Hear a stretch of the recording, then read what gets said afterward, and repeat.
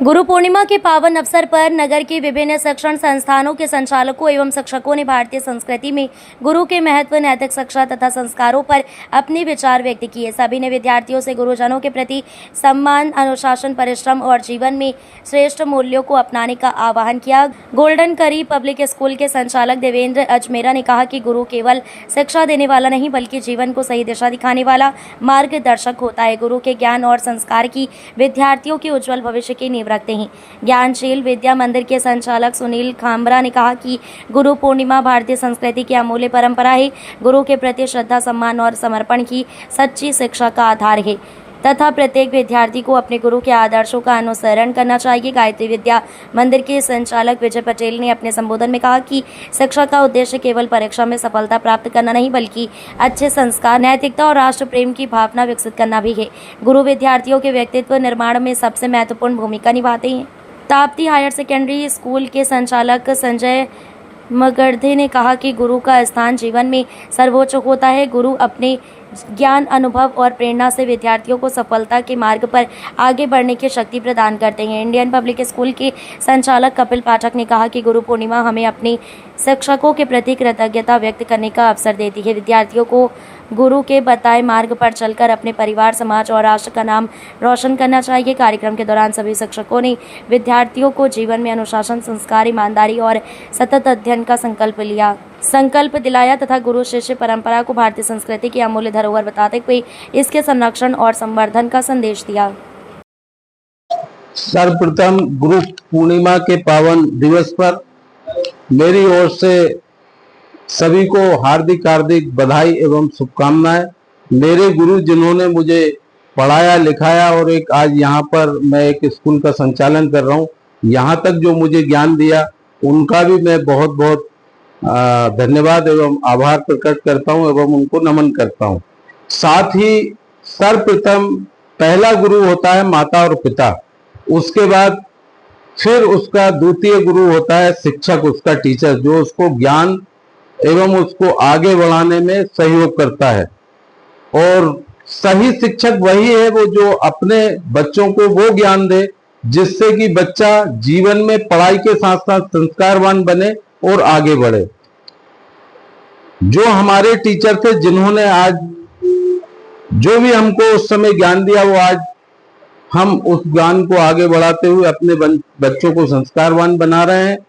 साथ ही मैं ये कहना चाहूंगा कि आज बच्चा इस मोबाइल का ज्यादा उपयोग करता है और कहीं ना कहीं उसमें मोबाइल अच्छी चीज है, मगर जो बच्चे निरंतर मोबाइल का उपयोग करते हैं कहीं ना कहीं उससे एक बहुत बड़ा नुकसान भी होता है।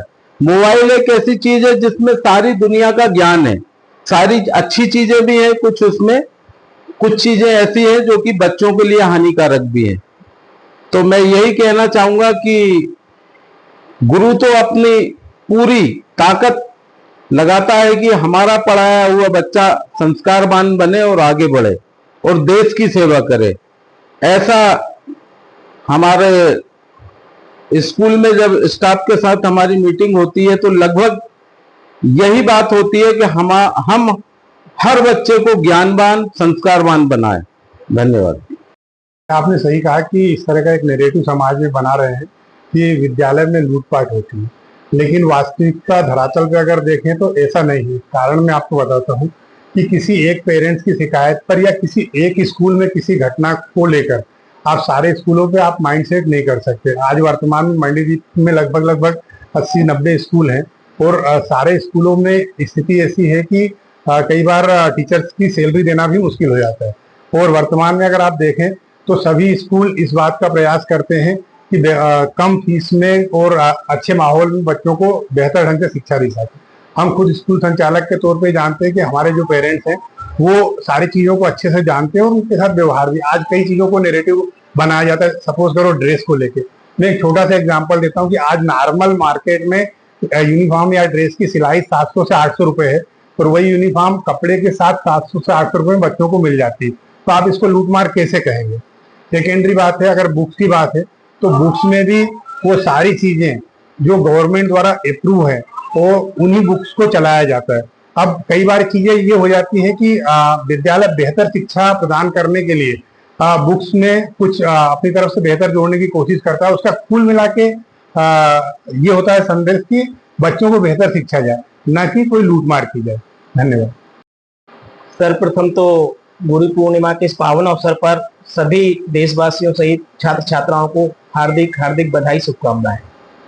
जैसा कि हम विदित है कि स्कूल शैक्षणिक संस्थाएं जो है, सभी शिक्षक शिक्षिकाएं विद्यार्थी के सर्वांगीण विकास की बात करता है, और विद्यार्थी का सर्वांगीण विकास तभी संभव है जब विद्यार्थी शिक्षकों के पास में वो सारे अधिकार हो उसके विकास करने के लिए। कहने का तात्पर्य ये है कि यदि जैसे मान लो आज एक बड़ी समाज में ये देखा गया या सोचने में आता है कि विद्यार्थियों से यदि थोड़ा सा जैसे कोई अपन कहें कि काम करवाना है या एक जागरूकता टाइप से हम करें, तो उनको करवाने के लिए जैसे मान लो यदि साफ सफाई करवा ले तो ये संदेश जाता है कि विद्यार्थियों से जो है साफ सफाई करवाई जा रहा है, उनसे काम करवाया जा रहा है, जबकि उनमें ये सब काम करने से समाज में सेवा भाव की जागृति होती है और साथ ही जो है उनके कौशल का भी विकास होता है।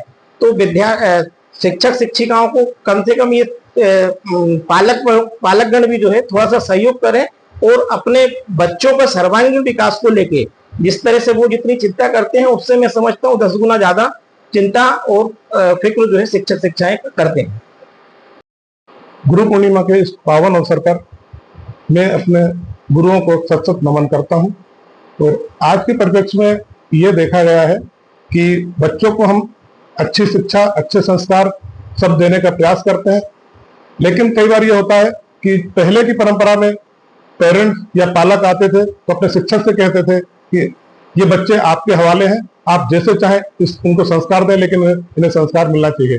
लेकिन आज की स्थिति में थोड़ा सा परिवर्तन ये हुआ है कि कहीं ना कहीं कानून और पालक भी ये चाहते हैं कि नहीं, आप संस्कार भी दें, सब कुछ करें, लेकिन कुछ दंड का प्रावधान या दंड ना दें तो ज्यादा बेहतर होगा। धन्यवाद।